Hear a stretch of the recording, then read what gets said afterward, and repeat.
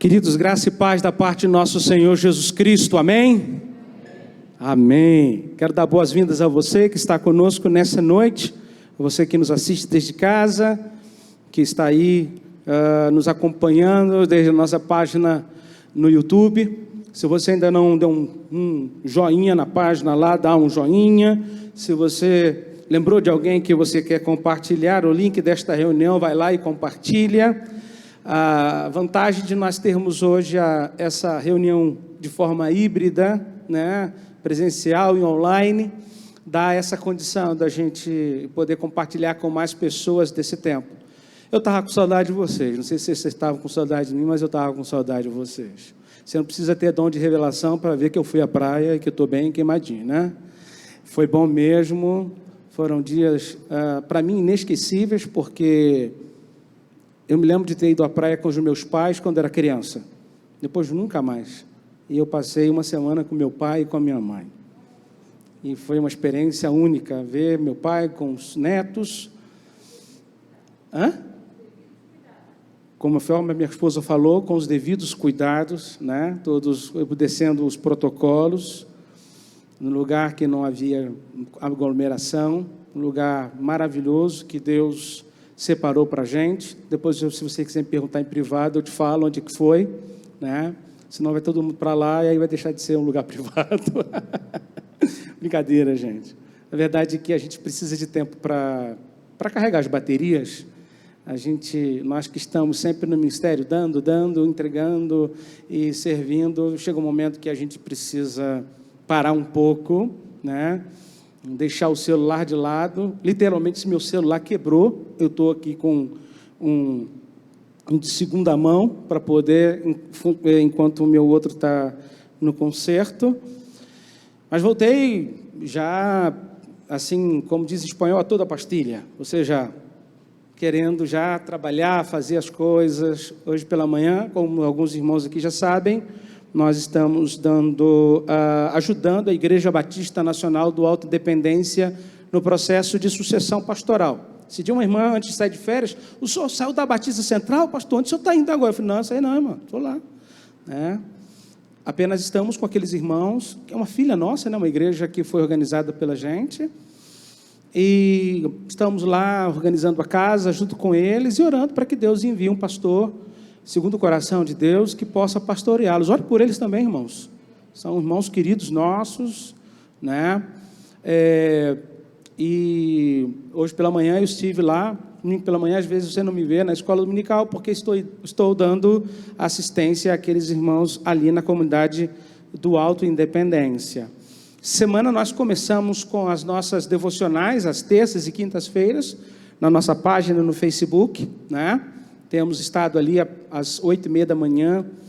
Tenho recebido testemunhos tremendos de pessoas. É um momento para a gente poder orar juntos, compartilhar uma reflexão breve, um pensamento, e deixar lá tem muitas devocionais lá, desde abril do ano passado, a página vai sendo alimentada, e, enfim, queremos que isso fique ali, gerando e abençoando pessoas, abençoando a vida de outras pessoas. Uma coisa que eu quero, assim, fazer menção nessa noite é de um projeto que, como igreja, Pastor Paulo, nós temos conversado juntos e queremos lançar de uma forma mais assim, ampla, mais divulgada, mas eu desejo de lançar um projeto chamado Eu e Mais Um. Diga, Eu e Mais Um. Em que consiste esse projeto? Posso já compartilhar um pouco, né, pastor? A gente tem pensado em que cada membro da igreja, ao longo do ano de 2021, consiga levar uma pessoa a entrar em todo o processo da igreja. Não é trazer uma pessoa para o culto da igreja não, tá, gente? Não é isso. A ideia é que ela esteja integrada num pequeno grupo da igreja, tá? Se você não sabe, a nossa igreja está num processo de transição e nós já temos alguns pequenos grupos funcionando, né? E estamos oferecendo treinamento, já estamos entrando no mês de fevereiro com uma nova turma. Você pode procurar informações comigo ou pela página da igreja, né?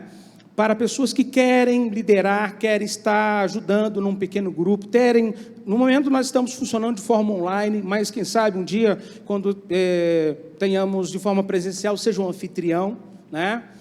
Mas o desejo é que essa pessoa ganha para Jesus, ela possa passar por esse processo.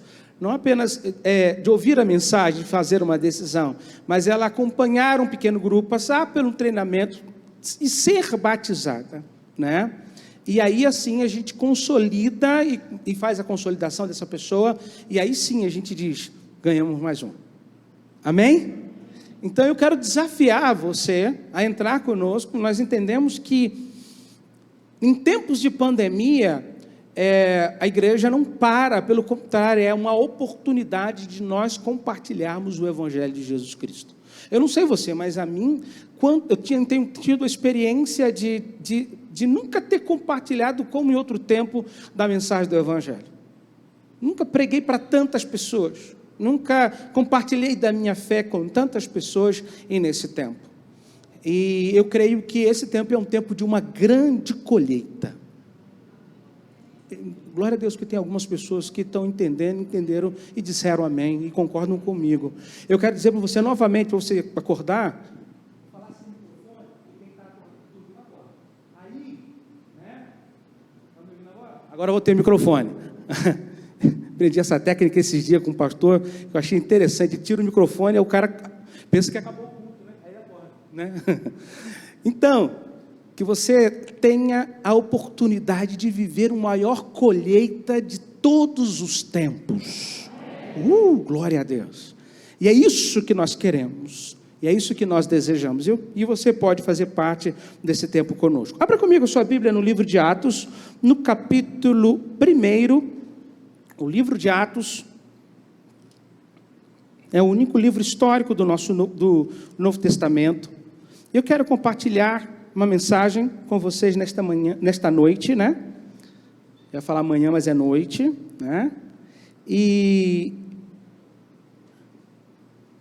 eu coloquei, talvez você tenha visto na capa do YouTube, ou que nós colocamos aí no grupo da igreja, lições com as despedidas, né?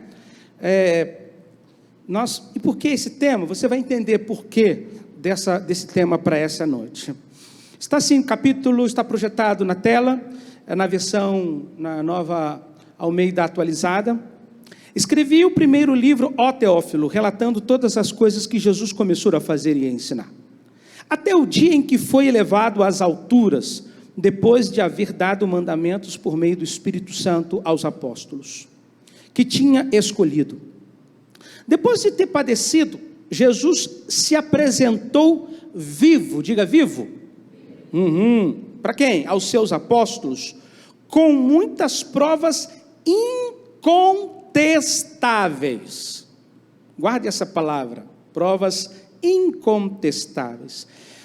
Aparecendo-lhes durante 40 dias e falando das coisas relacionadas com o reino de Deus.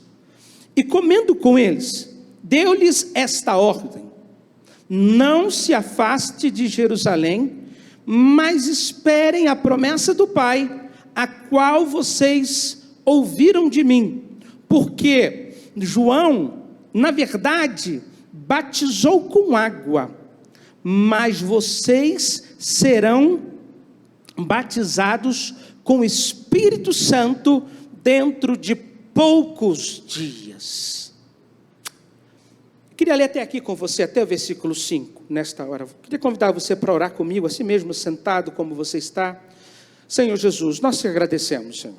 Te agradecemos pela tua palavra, pela liberdade que nós temos de lê-la e de saber que, ó Deus, ninguém vai impedir a gente de ler, ninguém vai tomar, ó Deus, essa porção da Escritura ou esta Bíblia que temos na nossa mão, como em outros lugares onde está a igreja perseguida, mas hoje podemos lê-la, Senhor, e saber que o Senhor fala através da palavra.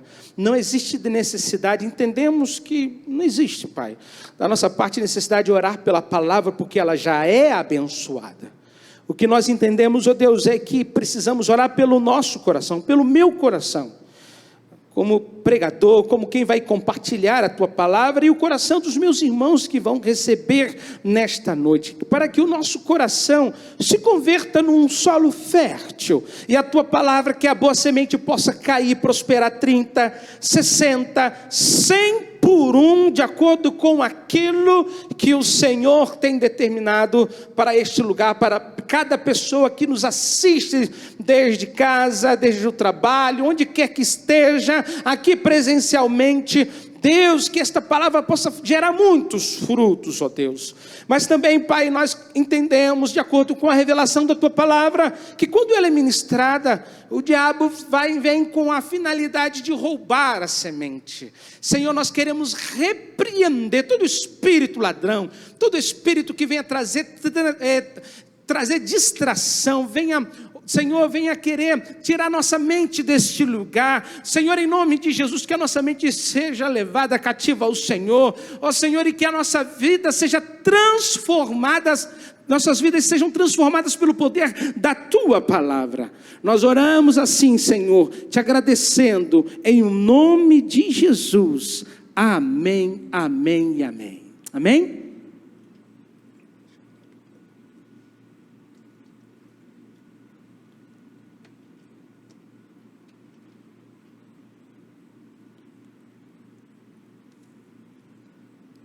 Então, pessoal, sobre despedidas, eu creio que não é um tema muito confortável em falar, principalmente para alguém que já viveu isso na sua vida em algum momento, em alguma época, não apenas uma vez, mas em outras ocasiões. Posso dizer que eu já vivi muitas experiências de despedidas, principalmente porque meu pai era militar. E quando criança e adolescente, nós mudamos várias vezes de lugares. Moramos em Brasília, moramos no Piauí. Depois viemos morar aqui, depois eu fui morar em Belo Horizonte. Enfim, vocês que conhecem e me acompanham de algum tempo, sabem que, pelo menos nesse tempo aqui, nesses quase 30 anos de BCP, já precisei fazer algumas despedidas aqui, né? E a verdade é que as despedidas, elas podem ser, de certa forma, algo muito forte, pode marcar a vida da gente. Principalmente quando a gente despede de pessoas que a gente nunca mais vê, a gente não vai ter a oportunidade de ver outra vez. Pessoas que você sabe que é aquele último momento que você vai estar com ela, né? Eu me lembro que quando nós fomos para a Espanha, eu fui fazer uma visita a Maria Helena, saudosa Maria Helena, mamãe do André, do Luciano, esposa do Mário Lúcio, e ela estava muito mal, e no meu coração eu tinha a percepção de que eu não viria mais, né? Em outro caso, porque ela estava enferma. Outro caso era uma pessoa que da igreja que era muito querida, os mais antigos poderão lembrar, da tia Lídia. Alguém lembra aqui da tia Lídia? E eu me lembro, quando eu saí do Brasil, tia Lídia não estava doente, não estava enferma. Mas na segunda vez que nós viemos ao Brasil, eu tive a percepção de que nós não viríamos, né? E isso deixa assim no nosso coração, ainda que a gente não queira acreditar nisso, mas a ideia é que a gente quer aproveitar o máximo do tempo que a gente tem com aquela pessoa. Não sei se vocês entendem o que eu quero dizer. Ainda que seja pouco tempo, seja um breve tempo, mas viver em toda a sua plenitude, né? E algumas despedidas que nós vivemos que nós não sabíamos que estávamos despedindo, né? Não sei se você já passou por essa experiência e você para pensar, poxa, aquele foi o último momento que eu estive com fulano. Aquele foi o último momento que eu estive com aquela pessoa. Eu não me imaginava que aquele seria o último instante. E é sobre os últimos instantes de Jesus aqui na terra, né, nessa espécie de despedida, embora ele tinha já alertado os discípulos lá no capítulo 14, que ele iria e que viria o Consolador, para trazer consolo, conforto, para aqueles homens que haviam convivido com Jesus ao longo de 3 anos, um ministério intenso, e de relacionamento. Nesse próprio texto a gente vê isso. Jesus, para trazer alguns ensinos, ele comia com as pessoas. Eu tinha um amigo lá na Espanha que ele dizia assim: Denilson, se nós comêssemos mais tempo juntos, talvez a gente brigaria menos. Ele falava assim mesmo, né? Era o refrão que ele usava. Mas a realidade é que Jesus tinha uma forma relacional de trazer os ensinamentos que ele tinha. Ele não apenas ensinava de cima de uma plataforma, não apenas em cima de um barco olhando para a multidão, mas ele tinha momentos juntos com os discípulos, momento de desfrutar, né, com as pessoas, né? E aqui a gente encontra lições preciosas para a nossa vida nesse momento. E eu gostaria de voltar a esse texto que nós lemos para usar nessa reflexão dessa noite com vocês. E o texto começa dizendo, pode abrir a sua Bíblia aí, eu vou continuar lendo. O primeiro versículo do capítulo 1 diz assim, que ele está escrevendo para Teófilo. Quem está escrevendo é Lucas, tá, gente? E ele quer dar a Teófilo, a ênfase que ele quer dar, quando ele começa o seu tratado, a sua história, como um bom historiador, gente que guarda aqui, dá detalhes, né? Ele começa a partir do momento que Jesus está para ser levado aos céus, né? Ele começa desses últimos instantes de Jesus. E o que vemos aqui é que os discípulos, eles não estavam preocupados se o mestre tinha muito tempo ou pouco tempo, quanto tempo duraria esse ministério de Jesus aqui. A gente não vai ver nenhum registro na Bíblia de Jesus falando, falta 5 dias, faltam 10 dias, faltam pouco tempo, tal. O que a gente observa aqui é que eles estão vivendo um tempo de comunhão. E aqui temos algumas lições que a gente poderia aprender, né? Qual a importância desse último encontro com os discípulos? Né? Quais são as preocupações dos discípulos, né? E eu creio que ao final dessa reflexão, nós aqui buscamos uma aplicação sobre os efeitos desse último encontro de Jesus na vida dos discípulos e na nossa vida nos dias de hoje, já que nós estamos fazendo uma aplicação. E a primeira lição que eu aprendo aqui, dessa despedida ou desse último encontro, a lição é que é um encontro com o Jesus que está vivo. Diga, Jesus estava vivo. Diga assim, ele está vivo. Por que isso, pastor? Por que falar sobre isso? Aqui, para começar, a verdade é que se a gente parar um pouco e pensar, já que nós estamos falando sobre o último encontro, nós nunca nos preparamos para o último encontro. A gente se prepara para qual encontro? Para o primeiro. Alguém aqui se preparou para o primeiro encontro com a namorada? Ou foi falar com ela? Hein? Eu me lembro que eu me preparei para encontrar com a Fernanda numa terça-feira, numa quarta-feira, acho que foi uma quarta-feira, isso mesmo, uma quarta-feira. Segunda-feira não falei nada com ela. Na terça-feira eu liguei para ela e falei assim, amanhã eu preciso conversar com você. E eu me preparei, ensaiei direitinho, fiz o roteiro do que eu ia falar, do que eu ia dizer, me preparei, né, ali no Shopping Dom Pedro, no primeiro banco que tinha ali em frente ao shopping, galeria do Shopping Sucos ali, eu lembro direitinho, e eu treinei, né, só que a emoção prevaleceu ante a razão, né, a gente prepara tudo mais na hora, e é legal isso, porque eu já estava doidinho por ela, ela estava doidinha por mim. Assim, amor, não foi? Tá bem. Lá, viu? E enfim, a gente segue namorados até hoje. E é bom, e é gostoso isso. Mas o caso dos discípulos, eles não tinham ideia daqueles últimos instantes. Eles estavam com os olhos deles fixos no presente, no momento, no instante, naquela ocasião, naquele momento que eles estavam vivendo. Queriam desfrutar da presença, né? João vai dizer lá uma carta dele, nós tocamos o verbo. Acredito que João já tinha se dado conta naquele momento que ele tinha tocado, tinha tocado no verbo. Eles queriam desfrutar da melhor forma possível, né? Afinal de contas, eles estavam com Jesus ressuscitado, aquele que morreu e que se revelou a eles e que ensinou e que fez milagres, que durante vários dias caminhou com eles, comeu com eles. Eles queriam desfrutar isso, né? No entanto, Jesus, ele sim estava consciente, ele sabia de que o tempo dele estava se aproximando e que os seus discípulos deveriam começar uma grande tarefa que Deus estava encomendando para eles. Você lembra da tarefa?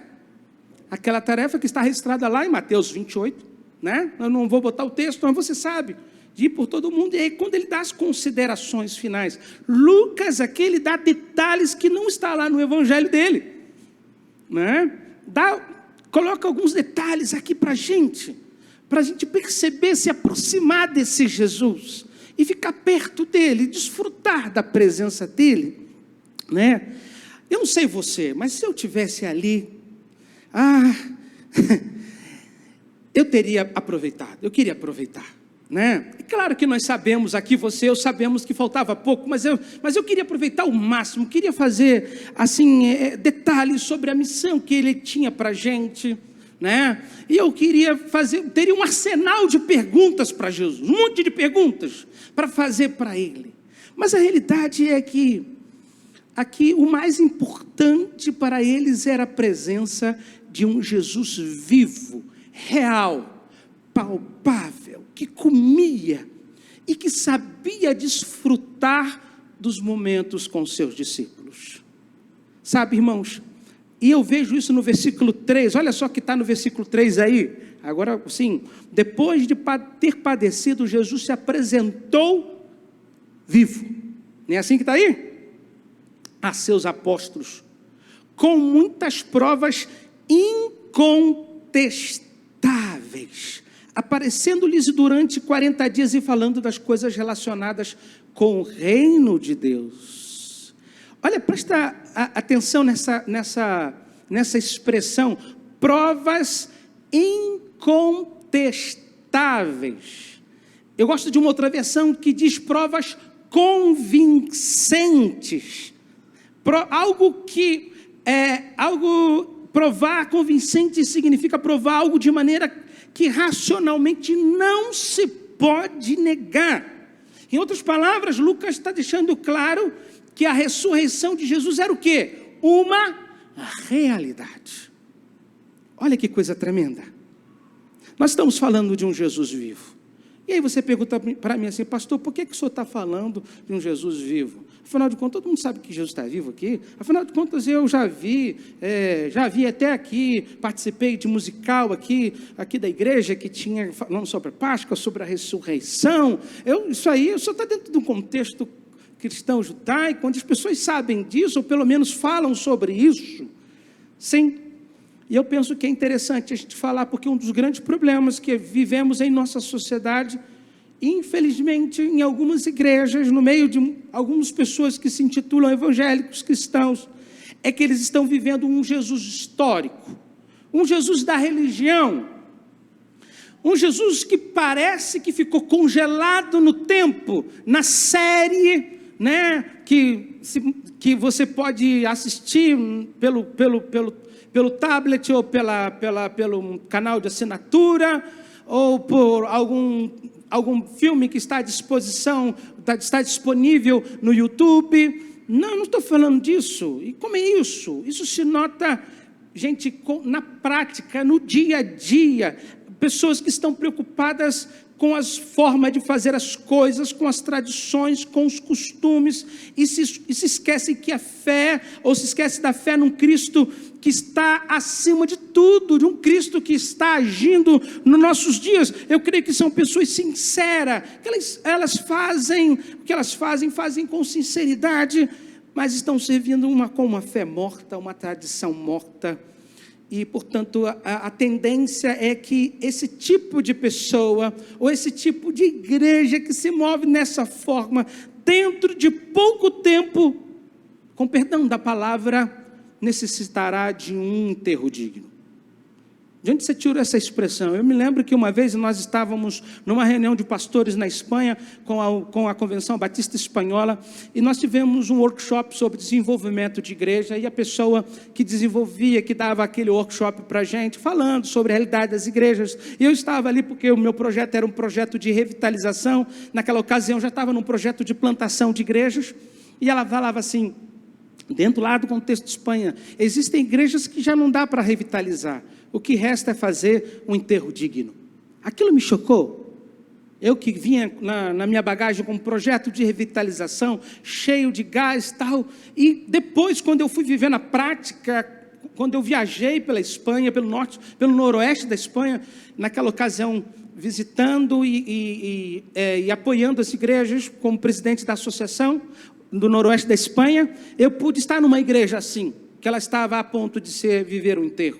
Fernanda lembra disso? Uma igreja bem pequena, com mais de 68 membros, mais de 68 anos, com 18 membros. Né? E parecia que eu estava numa capela fúnebre.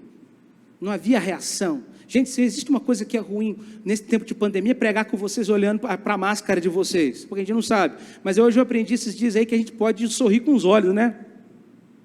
Dá um sorrisinho com os olhos aí. Né? Mas o povo lá nem os olhos mexia, parecia coruja. Já viu coruja? A coruja fez assim, ó. Né? Nem isso mexia, não mexia nada, não tinha reação. E aquilo me chamava atenção. Como é que alguém pode viver assim? Você lembra do que o Senhor disse à igreja de Sardes? Ele diz assim: conheço as obras que você realiza. Apocalipse 3:1 diz assim: conheço as obras que você realiza, que você tem fama de estar vivo. Tem fama de estar vivo, né? Mas está morto, né? Versículo 2, lá do capítulo 3, bota para mim, por favor, não sei se acho que é o 2, coloca aí, vamos ver se é isso aí, que eu passei, acho que eu passei o verso, a referência equivocada. Então, gente, tem fama, tem gente que tem fama, que está vivo. Deixa eu falar uma coisa para você, ativismo não necessariamente significa espiritualidade. Alô, está me entendendo aqui?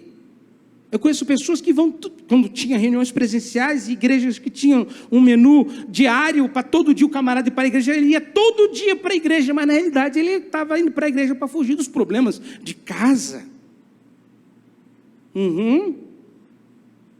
Pessoas que se envolvem na igreja como se fosse uma droga para aliviar os problemas, quando na realidade ele adora a sensação que a igreja produz. É assim que acontece com o adicto. Ele é adicto à sensação que a cocaína produz, que o álcool produz e que os cultos produzem, quando na realidade o que ele deveria estar adicto era a Jesus, que é o centro do nosso culto. E se ele tivesse adicto ao Senhor Jesus, ele saberia organizar o tempo dele.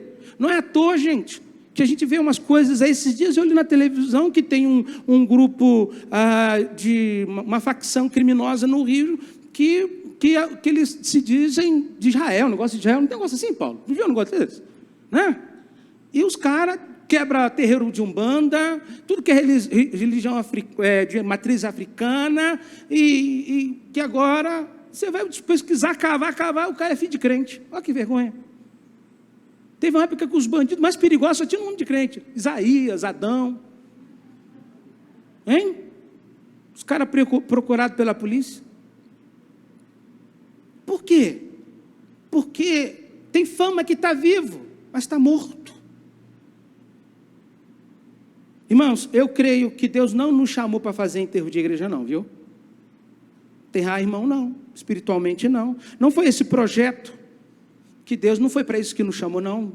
Deus nos chamou como igreja. Ele diz que as portas do inferno não prevalecerão contra a igreja. Eu sou a igreja. Diga assim, eu sou a igreja. A igreja está fraca, pastor, está desanimada. É a igreja ou é você que está desanimado? Eu estou aqui, meu amigo, empolgado. Estou aqui pronto para a luta, estou aqui pronto para pregar o evangelho, estou pronto para discipular os outros, estou pronto para capacitar os outros, eu estou pronto para orar, eu estou pronto. É verdade que às vezes a carne da gente cansa, às vezes o corpo da gente não acompanha a gente, mas eu tenho essa empolgação, eu tenho essa expectativa no meu coração, e é isso que Deus espera de nós. Alguém está me entendendo aí? Diga amém? Isso. E é isso que Deus quer ver na gente, algo vivo.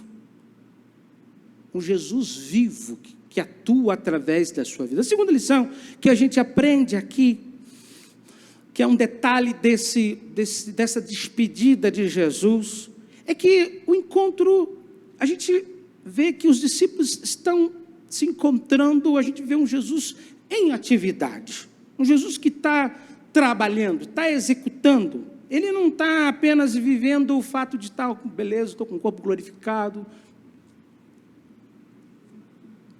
Não. Explorando, conhecendo esse corpo glorificado, né? Pá, uau.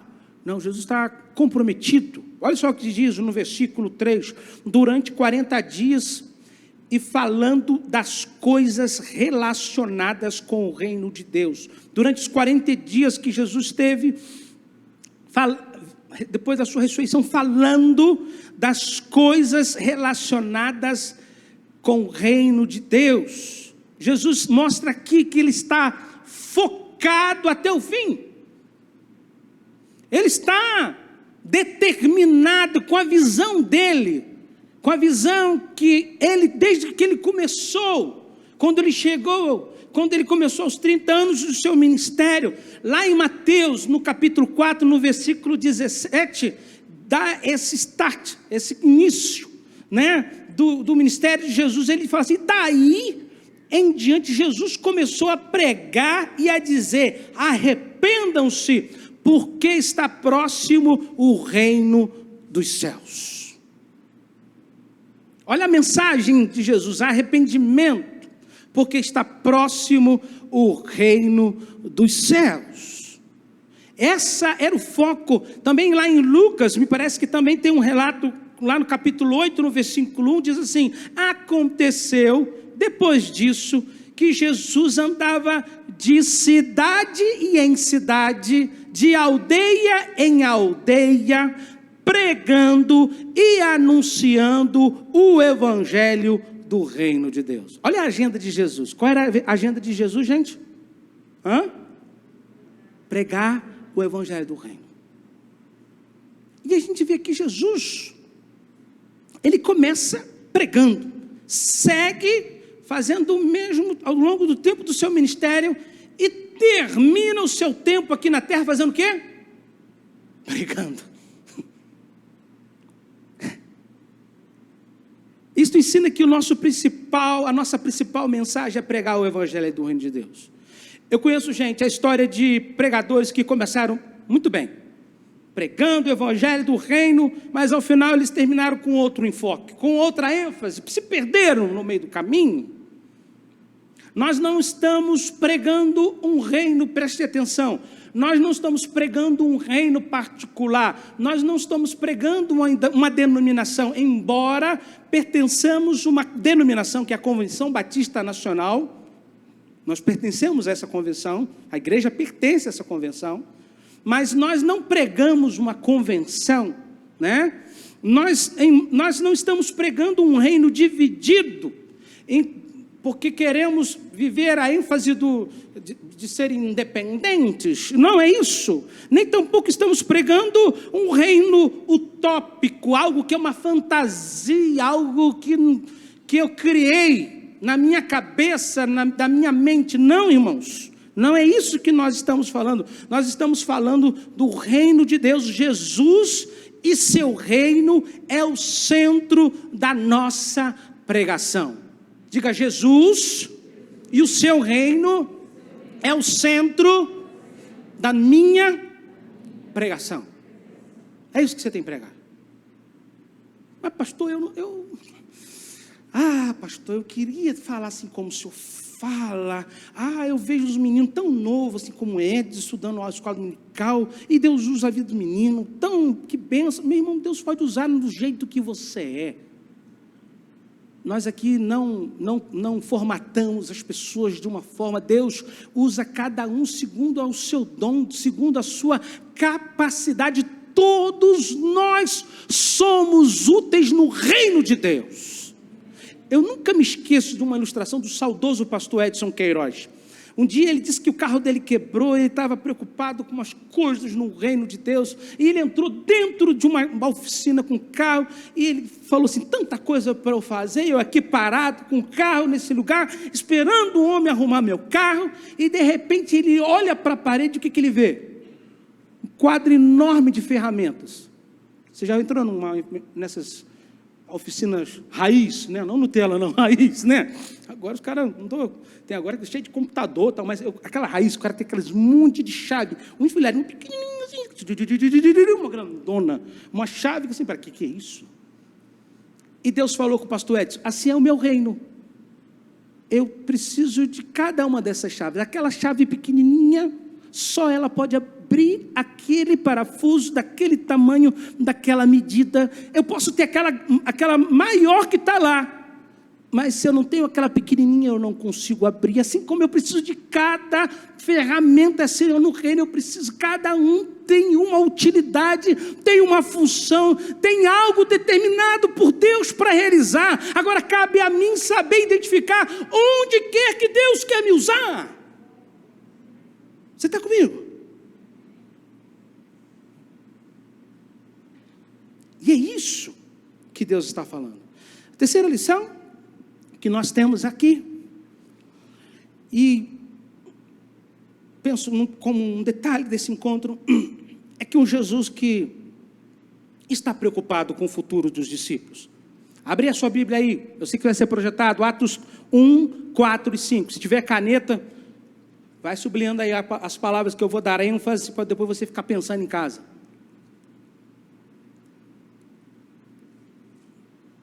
Você que está em casa aí, vai abrindo aí também, pega a caneta aí, e diz assim, olha o texto, e comendo com eles, deu-lhes esta ordem, não se afastem de Jerusalém. Então, sublinhe essa parte aí, não se afaste de Jerusalém, mas esperem a promessa do Pai. Guarda essa aí. Pastor, eu não gosto de rabiscar minha Bíblia. Não tem problema não. Escreve no lugar essa palavra aí. Primeiro, não se afaste de Jerusalém. Segundo, mas esperem. Esperem o quê? A promessa do Pai, a qual vocês ouviram de mim. Até aí. Até aí. Né? Agora, deixa eu ver aqui. Coloca o 5, pode colocar o 5 também. Porque João, na verdade, batizou com água, mas vocês serão batizados com o Espírito Santo dentro de poucos dias. Você já conhece o livro de Atos, sabe que lá no capítulo 2 vai ter aquela experiência tremenda do Pentecostes, mas algo que nos chama a atenção nesse texto, são essas duas expressões que eu gostaria que você gravasse com você. A primeira expressão é, não se afastem de Jerusalém, né? Mas esperem, a segunda, a promessa do Pai. Eu creio que existem duas coisas embutidas na promessa que o Senhor está fazendo aqui. A primeira se refere que eles deveriam permanecer em Jerusalém. Isso fala o lugar onde eles deveriam estar, ok? E a segunda lição tem a ver com o que eles deveriam que fazer, ou como fazer, esperar o cumprimento da promessa do Pai.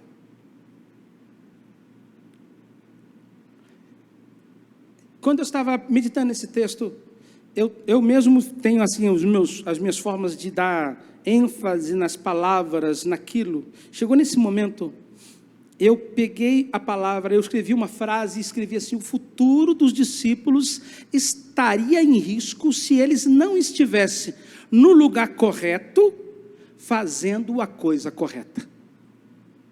Eu escrevi isso, o futuro, aí eu coloquei o futuro numa letra grande, né, em negrito, estariam em risco, ou estaria correndo risco, botei risco bem grande, se eles não estivessem, botei bem grande, aí eu coloquei em amarelo, no lugar correto, fazendo a coisa correta.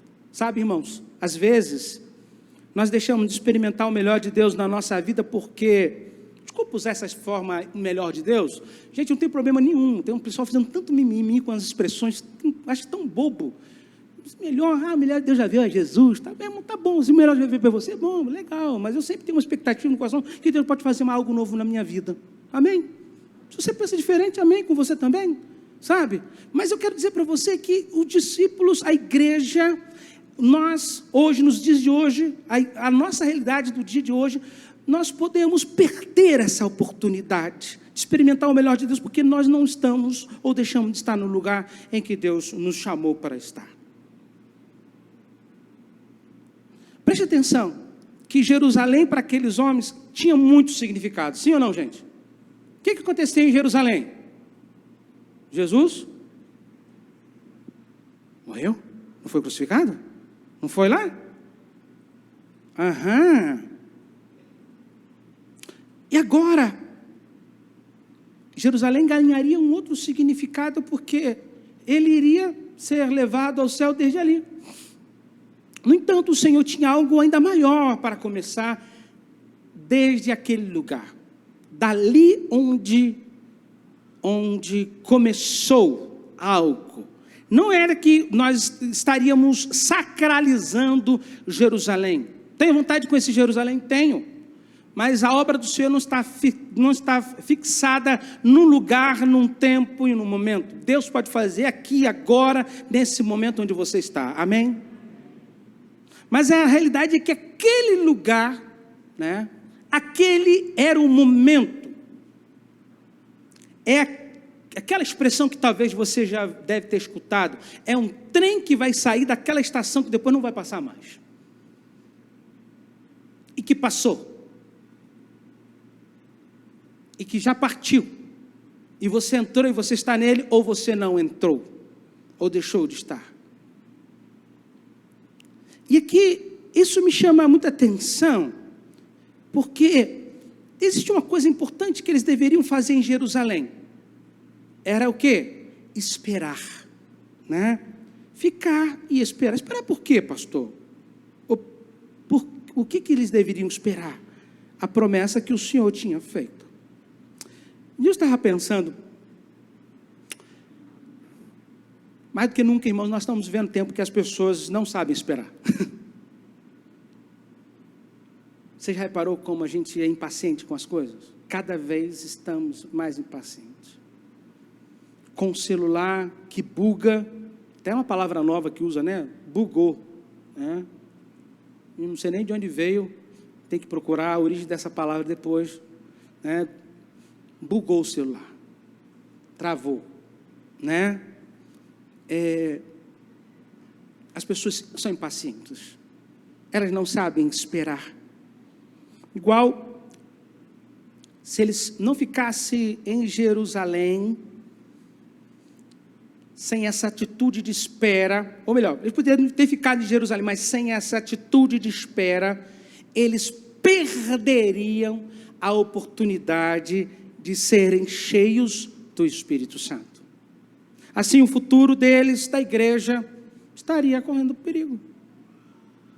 Mas eu estou convencido, irmãos, de que, assim como naqueles dias, Deus tem promessas para cada um aqui a nível pessoal, eu creio que a nível coletivo. Quantos creem nesta palavra? Quantos têm promessas de Deus para a sua vida? Eu tenho promessas de Deus para a minha vida. Essa igreja tem promessas de Deus para ela.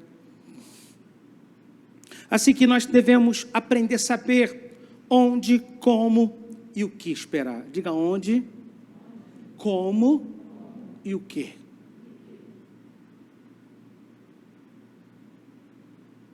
Bem, o lugar era Jerusalém.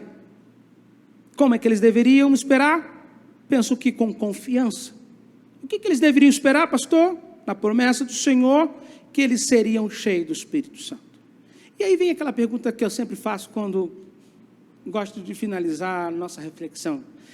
O que o Senhor espera de mim? Pessoalmente, o que Deus espera de cada um de nós depois de ter ouvido uma mensagem?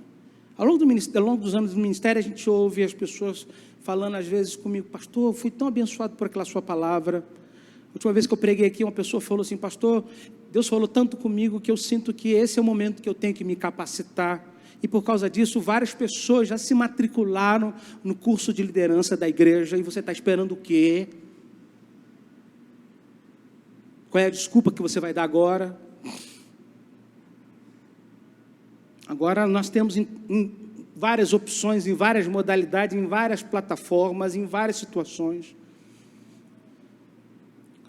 E eu penso nessa atitude prática que a gente toma em relação àquilo que a gente ouve. No que eu vou me tornar? O que eu posso ser amanhã, às 10 horas da manhã, às 8 horas da manhã, depois de ter ouvido essa palavra? Eu creio que nesses últimos dias, nossas palavras têm sido bastante intencionais. Eu tenho falado aqui que Deus tem levado a gente a pregar mensagens intencionais. Queridos, nós podemos ser uma igreja conhecida na cidade por ser talvez uma das mais antigas aqui no centro histórico, né? No centro histórico dessa cidade.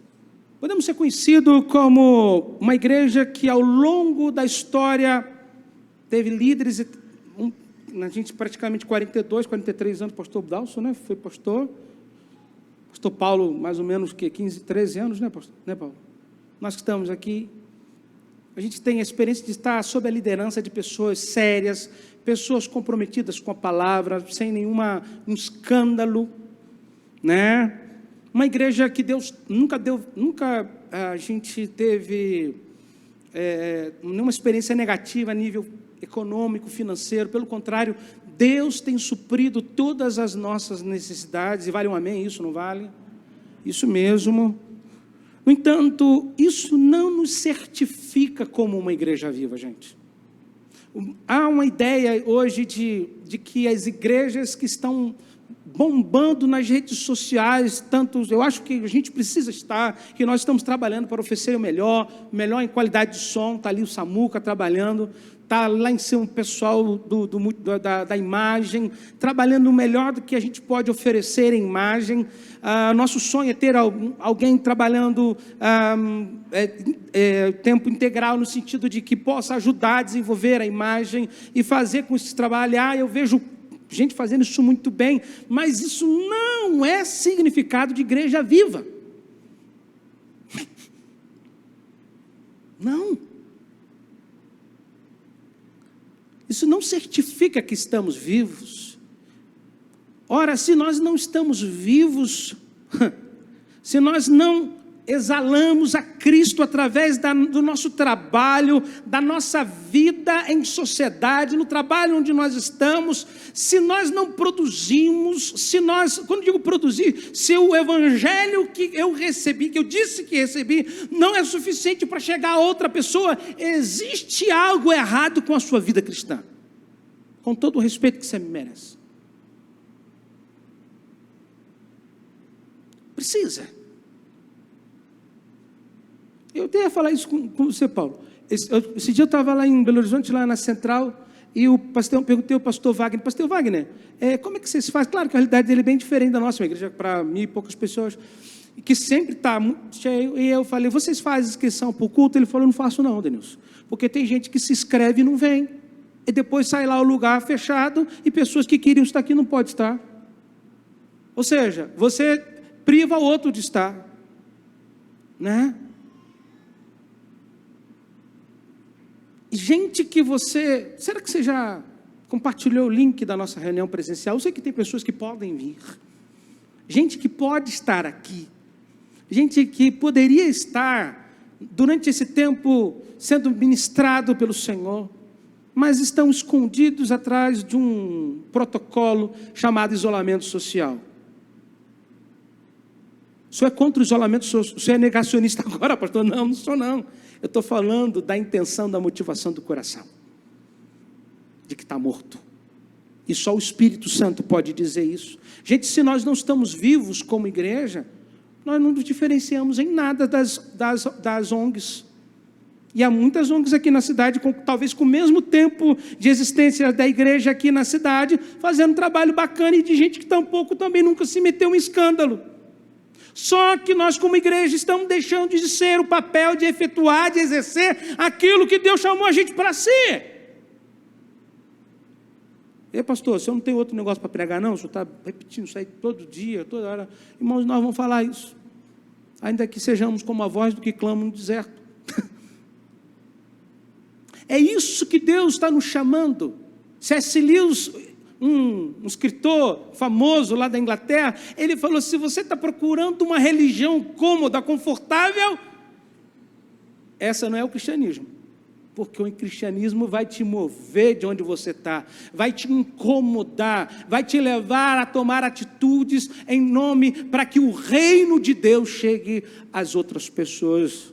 Alguém me entende aí? Diga amém. Oi. Sabe, igual existe alguém aqui que esteja vivendo uma fé morta, ou igual já faz há muito tempo que já faleceu, né? Está fossilizado, sabe? Mas nesse dia o Senhor, Ele deseja que você tenha um encontro com Jesus vivo. Jesus quer revitalizar você, sabe? Como igreja, Deus quer que a gente tenha uma agenda alinhada com a de Jesus.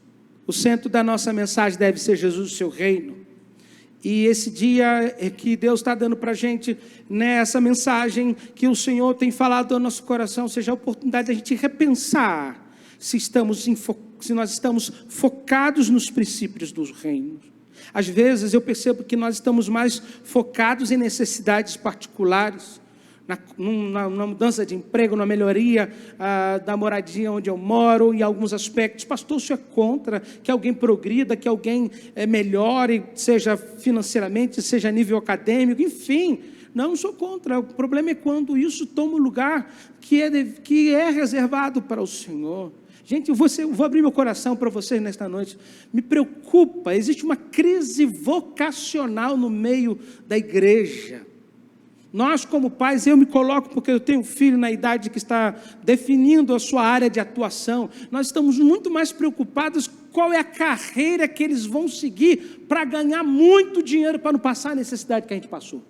Sendo que, em todos os momentos que nós passamos por necessidade, quem teve ao nosso lado supremo todas as nossas necessidades? Hein? Quando alguém se apresenta falando de um chamado, de uma vocação, menino, você está muito novo, você tem que fazer uma carreira primeiro. Eu não estou contra ninguém de fazer tendas, eu não estou isso não, gente, mas está ocorrendo e é uma realidade, existe uma crise vocacional nos nossos dias. Esses dias a gente orava por isso, comentava sobre isso, né, Paulo? Falávamos sobre isso. Por quê? Porque as pessoas estão priorizando outras coisas. Talvez quando eu me estabilizar na minha carreira, quando eu estiver num momento já no auge dela, aí sim eu vou olhar, vou agora.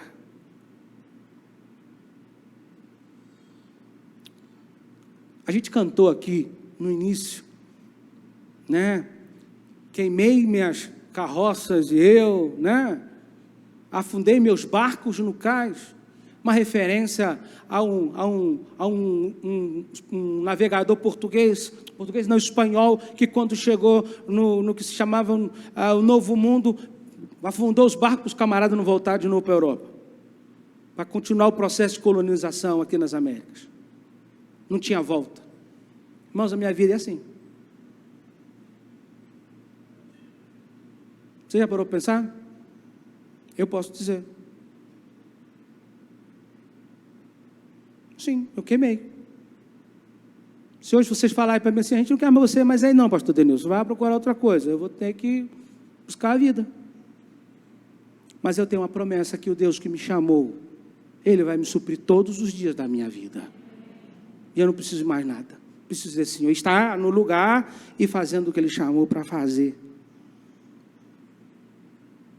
E eu queria fechar esse momento, queria terminar esse momento orando por você. Queria que você fechasse os seus olhos.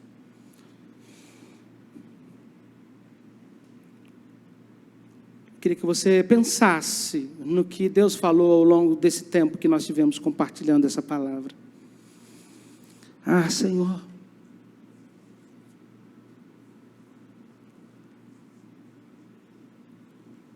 essa mensagem que o Senhor direcionou aos seus discípulos nos últimos momentos, ela é tão real para esses dias. como se Jesus... Eu queria convidar você a voltar àquele tempo e a pensar na importância do que Jesus estava dizendo naquele momento e aplicando para a realidade dos dias de hoje. Ah, Senhor, me perdoa, Senhor. Eu confesso, Senhor, que a minha fé não tem sido uma fé viva, Senhor. Eu confesso, Senhor, que a minha agenda não bate com a tua agenda, Senhor. Eu confesso, Senhor, que eu não tenho me preocupado com as gerações futuras, Senhor.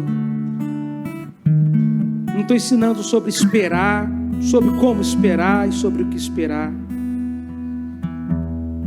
Me ajuda, Jesus. Me ajuda, Senhor, nesse tempo. Eu queria convidar você que está aqui presente, aqui com a gente no local aqui, que ficasse de pé. Se você que em casa quisesse ficar de pé, você também pode fazer isso. Nós vamos cantar uma canção. Eu queria que essa canção se tornasse uma sua oração nesta noite. Que você dissesse para o Senhor: Senhor, eu quero construir, Senhor. Eu quero que a minha vida esteja em Ti, Senhor. Eu quero, Jesus, cumprir o Teu propósito. Essa noite é uma noite em que eu preciso me alinhar à Tua vontade, ao Teu propósito. Obrigado porque essa palavra... A gente está finalizando o mês de janeiro, acabou o primeiro mês, vamos entrar no segundo mês do ano. E parece que eu já estou perdendo a rota, eu já estou indo para o outro caminho. E Deus trouxe você, colocou você de frente a esse monitor, a esse vídeo, para dizer que Ele veio colocar você no caminho, porque Ele cuida de você. Nós já vamos terminar essa reunião, mas antes nós não poderíamos deixar de dar a oportunidade a você que ouviu essa mensagem, seja aqui presencialmente, seja você em casa, de fazer a maior, talvez a mais importante, com certeza a mais importante decisão da sua vida, que é entregar a sua vida a Jesus. O que é isso, pastor? É convidar Jesus para entrar na sua vida, no seu coração, deixar de ser um personagem histórico e ser alguém vivo morando dentro de você, e deixar Ele organizar a sua vida por dentro. Organizar, como se fosse a sua vida fosse uma casa que tivesse uma bagunça e lá também tivesse um quartinho cheio de bugiganga, e você dissesse: Senhor, eu também quero que o Senhor entre aí nesse quartinho, tira tudo aí. Eu quero reiniciar. Eu quero começar algo novo com o Senhor. Tem aí, vai ser projetado na tela um número.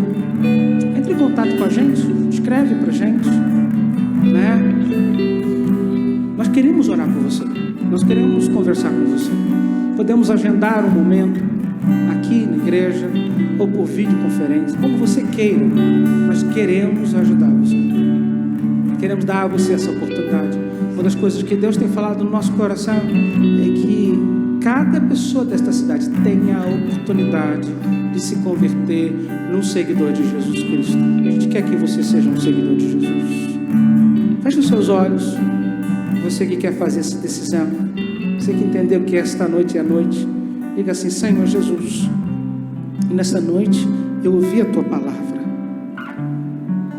Teu Espírito Santo, essa voz que já vinha me incomodando, e hoje eu descobri que é Ele, que é o Senhor, tem falado no meu coração, e eu me identifico com essa pessoa que o pastor falou, que precisa de que o Senhor entre nesta casa que é a minha vida e limpe meu coração.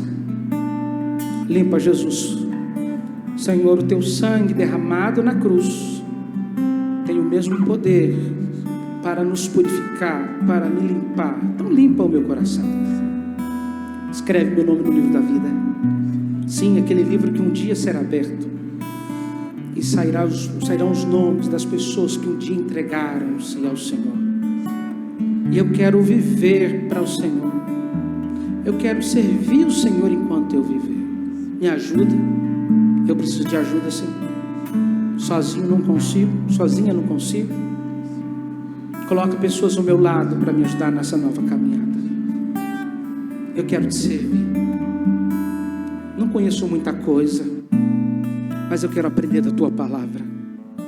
Eu quero seguir o teu caminho, porque o Senhor é o caminho, o Senhor é a verdade e o Senhor é a vida. Aceita a minha oração, em nome de Jesus. Senhor, e agora que vamos terminar essa reunião, leva-nos na tua paz. Senhor, o Senhor conhece o coração de cada pessoa que entrou aqui. Eu não sei quais são as necessidades, quais são os problemas, quais são as crises que elas estão enfrentando. Ah, Jesus, que nesta noite, Pai, o Senhor derrame o teu bálsamo sobre cada pessoa aqui nesse lugar. Que haja um refrigério, Senhor. Deus, que o Senhor alimente cada pessoa, não para viver para si mesmo, mas para viver, para cumprir os teus propósitos, os teus desígnios, a tua vontade. Essa é a nossa oração. E agora que a graça de nosso Senhor Jesus Cristo, o amor de Deus, nosso Pai Celestial, e as doces consolações do Espírito Santo sejam conosco e com os nossos irmãos, agora e para sempre. Amém. E de paz o Senhor te abençoe. Gostaria de pedir a você que está aqui com a gente, que saísse sem gerar aglomeração, preferência os que estão dos primeiros bancos, dos últimos bancos, saísse primeiro, depois a gente sai igual desembarque de avião, vamos desembarcando sem gerar aglomeração, tá bom? Deus abençoe, uma semana abençoada, fica na paz, você em casa.